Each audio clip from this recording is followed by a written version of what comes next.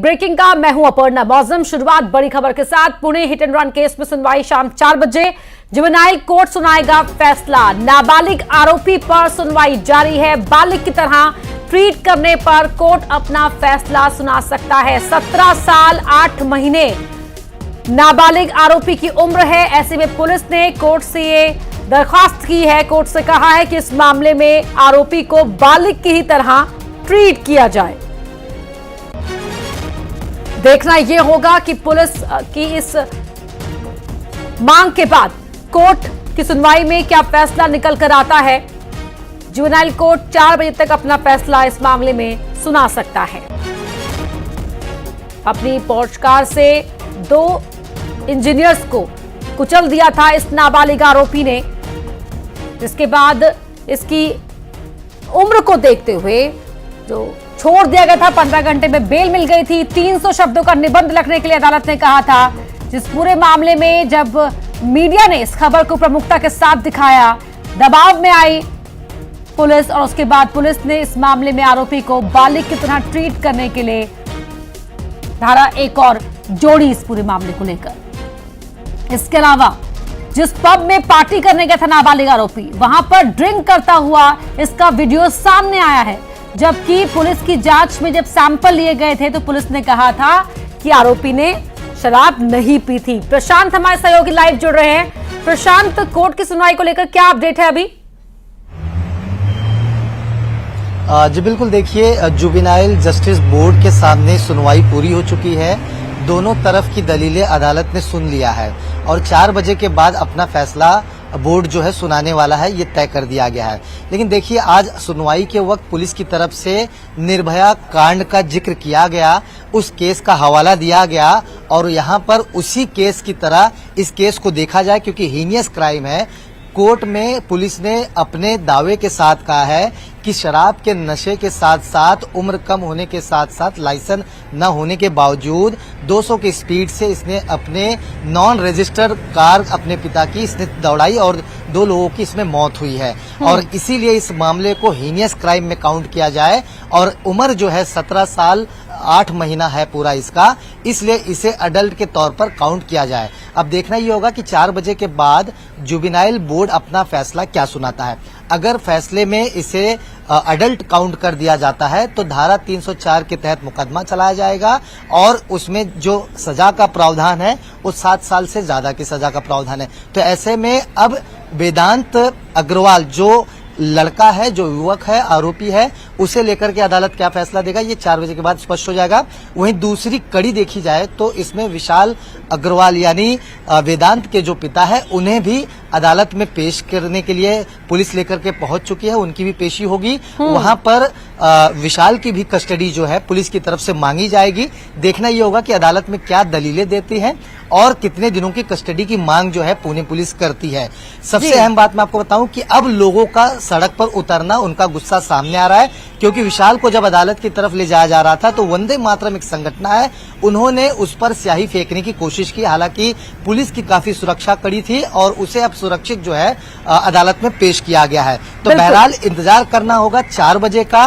बिल्कुल, कोर्ट का फैसला क्या रहता है, आगे आपसे अपडेट लेंगे। फिलहाल शुक्रिया प्रशांत आपका इस पूरी बातचीत के लिए। तो सुनवाई पूरी हो चुकी है। प्रशांत बता रहे थे 4 बजे तक फैसला जुवेनाइल कोर्ट इस मामले में सुना देगी। प्रशांत से अपडेट लेंगे आगे भी। और जहां इस केस में अपना बेटा खो चुकी मां ने भी न्याय की गुहार लगाई है। अनीश अवधिया की मां सरिता अवधिया ने न्यूज 18 से बातचीत में इंसाफ की मार्मिक अपील की। बता दें कि उमरिया के बेरसिंहपुर पाली के रहने वाले अमीश पुणे में सॉफ्टवेयर इंजीनियर थे और शनिवार को लग्जरी कार की टक्कर में उनकी मौत हो गई।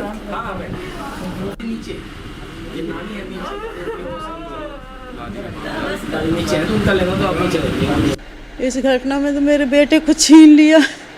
मैं नहीं चाहती हूँ कि मेरे बेटे को न्याय मिले, जितना कुछ उसके साथ में हुआ है। अब मेरा बेटा तो वापस नहीं आ सकता, कम से कम उसको न्याय दिलवा दीजिए। हमें आप ही लोगों का सहारा है। मेरा बच्चा चला गया, अब इस दुनिया में तो नहीं आ सकता, लेकिन उसको कभी माफ न करे भगवान। मुझे न्याय चाहिए सब लोगों से, अपील है सब लोगों से कि उसको न्याय दिलवाइए मेरे बच्चे। इसी हादसे में एक और सॉफ्टवेयर इंजीनियर अश्विनी कोष्टा की भी मौत हो गई थी। वहीं मीडिया में जिस तरह से अश्विनी और अनीश को कपल बताया जा रहा है, उसको लेकर अश्विनी की मां का ऐतराज है। अश्विनी की मां के मुताबिक एक ही संस्थान में काम करने वाले लड़का लड़की कपल नहीं होते हैं और मीडिया ऐसे शब्दों से उन्हें संबोधित ना करे।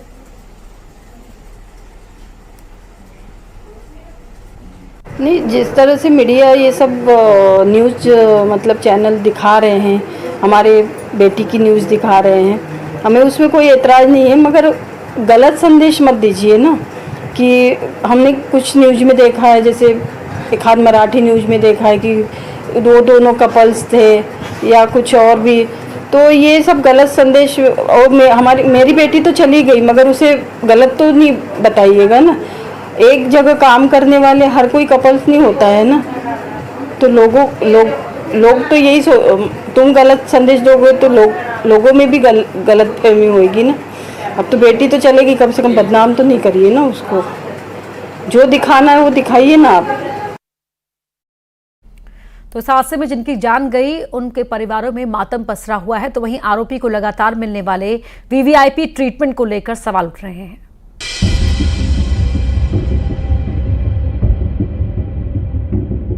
पुणे में हुए हादसे की कहानी जितनी भयानक है, उससे कहीं ज्यादा भयानक है उस सिस्टम की आवभगत की कहानी जो 2 लोगों की मौत के जिम्मेदार आरोपी को बचाने में जुट गया। खबर सुनेंगे तो चौंक जाएंगे, क्योंकि जिस दिन यह हादसा हुआ उस रात अजीत गुट के विधायक सुनील टिंगड़े पुणे के येरवाड़ा पुलिस स्टेशन पहुंच गए। विपक्ष का आरोप है कि विधायक सुनील टिंगड़े आरोपी को बचाने के लिए येरवाड़ा जेल पहुंचे थे। खबर तो ये भी है कि उसी दिन दोपहर में पुलिस स्टेशन में आरोपी की जमकर आवभगत की गई। आरोपी के लिए पिज्जा और बिरयानी का ऑर्डर किया गया। दावा किया जा रहा है कि आरोपी के पिता ने ऑनलाइन ऑर्डर के जरिए येरवाड़ा पुलिस स्टेशन में पिज्जा और बिरयानी भी भिजवाई थी। सवाल तो वहां से उठने शुरू हुए जहां रोड एक्सीडेंट पर 300 शब्दों का निबंध लिखवाकर आरोपी को जमानत दे दी गई, सिर्फ इस आधार पर कि आरोपी नाबालिग है। दरअसल नाबालिग आरोपी को मिले वीवीआईपी ट्रीटमेंट की भी अपनी ही कहानी है। आरोपी के पिता विशाल अग्रवाल नामचीन बिल्डर हैं। उनकी कुल संपत्ति 650 करोड़ की है। विशाल अग्रवाल कई हाउसिंग प्रोजेक्ट बना चुके हैं। वो ब्रह्मा मल्टी स्पेस और ब्रह्मा मल्टीकॉन के मालिक हैं। पुणे में कई 5 सितारा होटल का निर्माण भी कर चुके हैं। विशाल अग्रवाल राजनीतिक रसूख भी रखते हैं। इसके अलावा खबर यह भी है कि विशाल सुरेंद्र अग्रवाल के पिता का अंडरवर्ल्ड से भी कनेक्शन होने का दावा किया जा रहा है। यानी रसूख के आगे न सिर्फ कानून का मखौल उड़ाया गया, बल्कि उन परिवारों के जख्मों पर नमक भी छिड़का गया जिन्होंने अपनी औलादों को खो दिया है। मध्य प्रदेश कांग्रेस के मीडिया एडवाइजर के मिश्रा का बड़ा बयान सामने आया है। बीजेपी में गए नेताओं को वापस कांग्रेस में लाने वालों का विरोध करेंगे। के मिश्रा ने कहा कि जो भी इन गद्दारों को पार्टी में वापस लाने की कोशिश करेगा, हम उनका विरोध करेंगे, चाहे फिर वो सीनियर नेता ही क्यों ना हो। कांग्रेस पार्टी कोई 3 स्टार या 5 स्टार होटल नहीं है जहां ऐशो आराम के लिए लोग आए और संकट के दौर में चले जाएं। उन्होंने कहा कि बिना डरे भितरघातियों के खिलाफ एक्शन लेना चाहिए। सच कहने के लिए किसी मौसम और मुहूर्त की जरूरत नहीं पड़ती।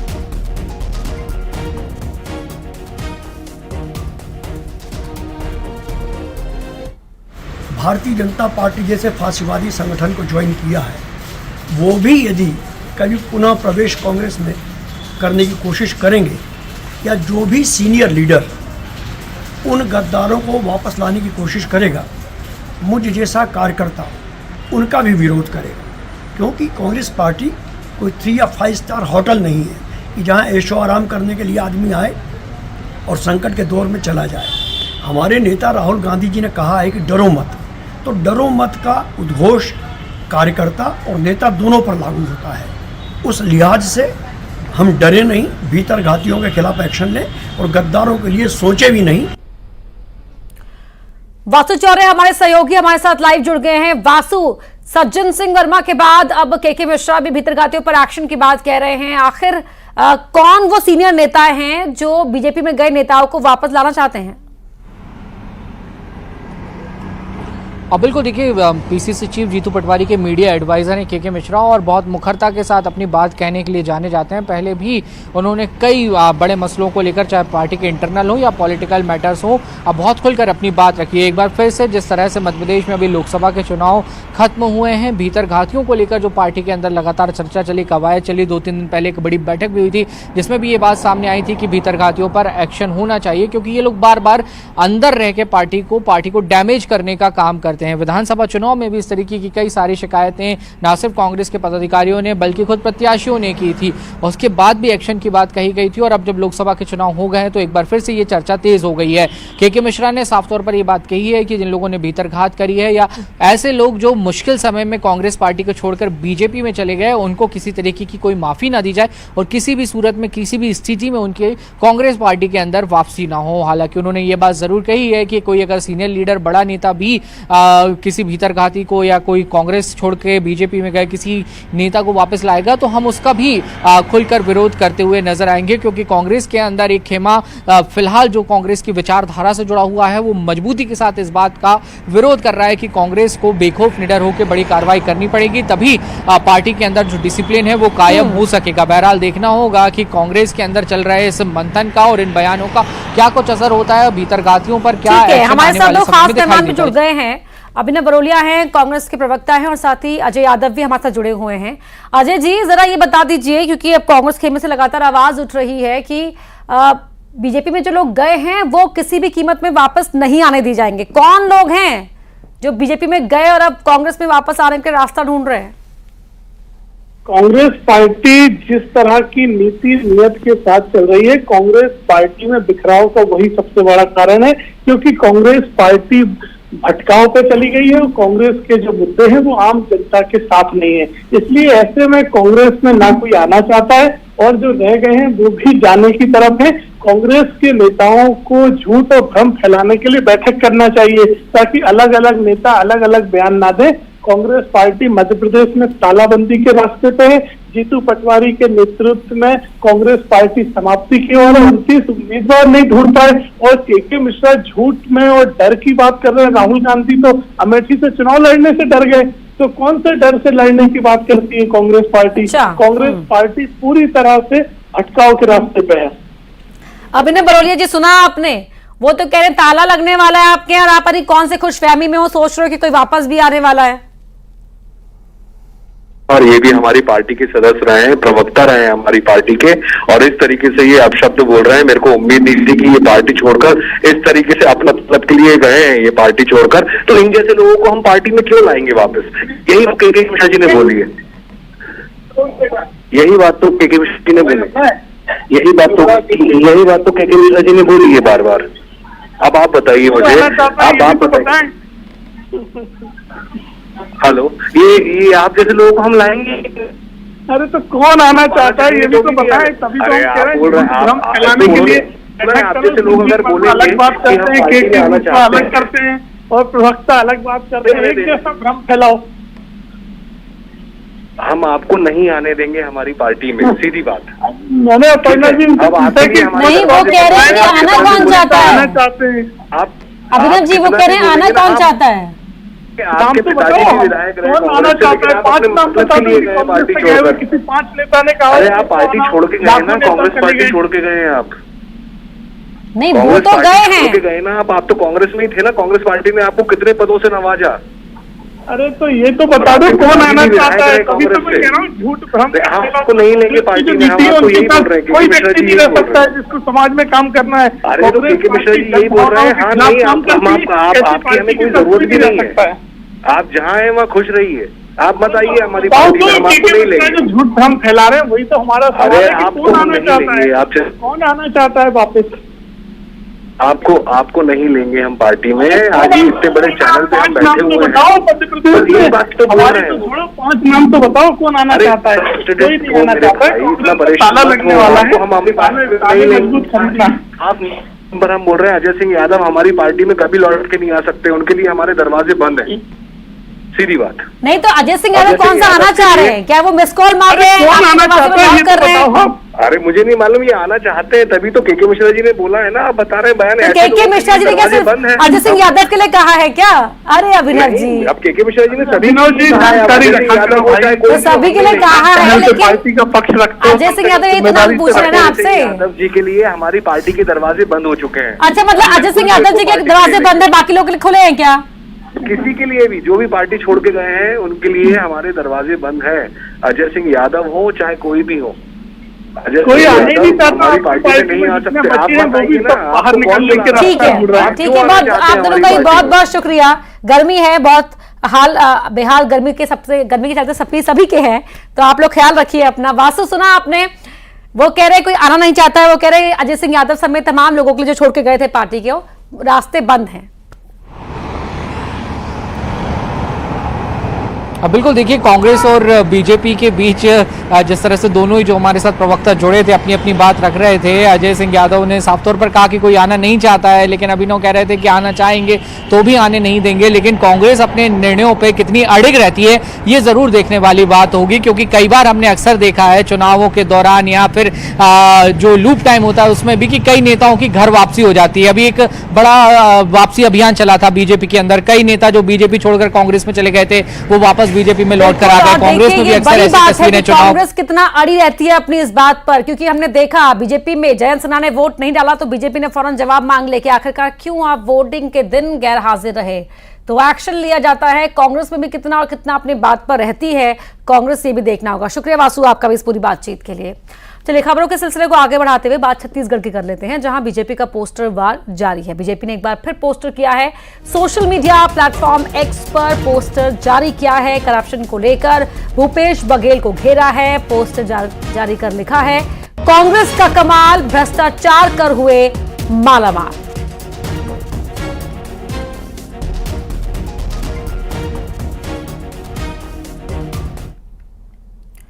दुर्ग से बड़ी खबर आपको बता रहे हैं, नंदनी एरोड्रम में भीषण आग लग गई। एरोड्रम के भीतर सूखी घास में आग लगी। आग बुझाने की कोशिशें जारी हैं। फायर ब्रिगेड की गाड़ी मौके पर मौजूद है। गर्मी की वजह से सूखी घास में आग लग गई।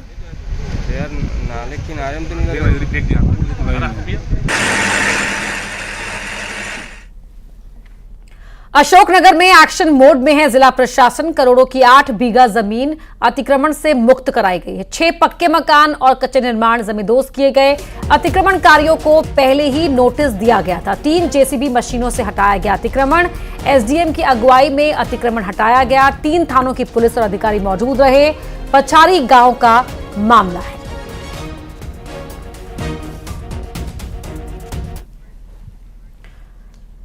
बुरहानपुर में रेप के आरोपी को फांसी देने की मांग की गई। आरोपी का मकान गिराने की भी मांग की गई है। लोगों ने आक्रोश रैली निकाली और कलेक्ट्रेट का घेराव किया।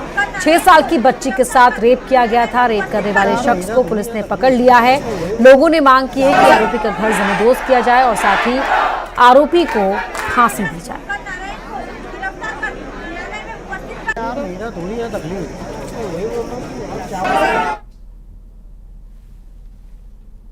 जिस देश में देवी को, जिस देश में स्त्री को देवी के रूप में पूजा जाता है, आज भी उस देश में ऐसी घटना हो रही है, तो क्या हम महिलाएं सुरक्षित नहीं है इस देश में? और जिस अपराधी ने उसने ऐसा अपराध किया, उसको अपराध करने के लिए आधे से 1 घंटा लगा, तब उसने ये नहीं सोचा कि मुझे आधे से 1 घंटा लगा, और प्रशासन अभी भी ये सोच रहा है, उसके लिए साक्ष्य मजबूत कर रहा है उसको फांसी की सजा देने के लिए।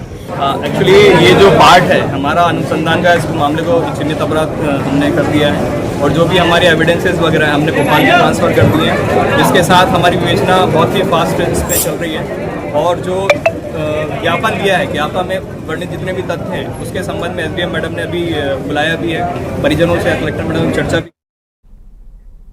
और बड़ी खबर आपको बता रहे हैं, पुणे कार एक्सीडेंट केस में जोरदार हंगामा हुआ है, जहां आरोपी के पिता विशाल अग्रवाल पर स्याही फेंकी गई है। कोर्ट में पेशी के दौरान स्याही फेंकी गई। वंदे मातरम संगठन के लोगों ने यह स्याही फेंकी है। तस्वीरें आप देख सकते हैं। यहां पर विशाल अग्रवाल को कोर्ट में पेशी के लिए लाया जा रहा था कि तभी वंदे मातरम संगठन के लोग जो यहां पर इकट्ठा थे, इन लोगों ने विशाल अग्रवाल के ऊपर स्याही फेंकी है।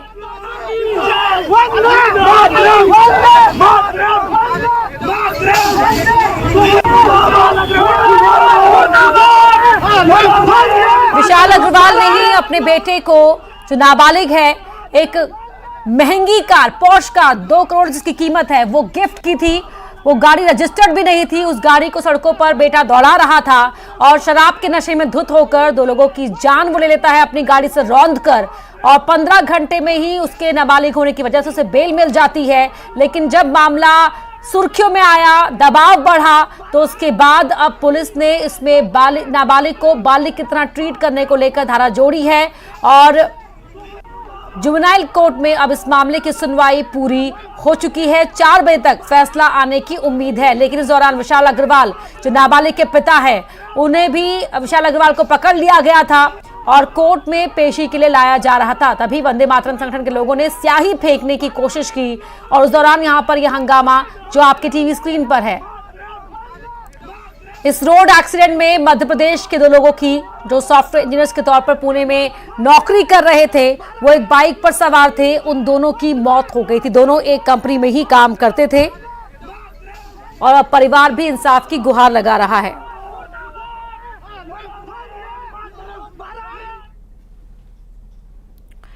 तो लगातार खबरों पर अपडेट आपको मिलती रहेगी। फिलहाल रोकने छोटे से ब्रेक के लिए जल्द लौटते हैं।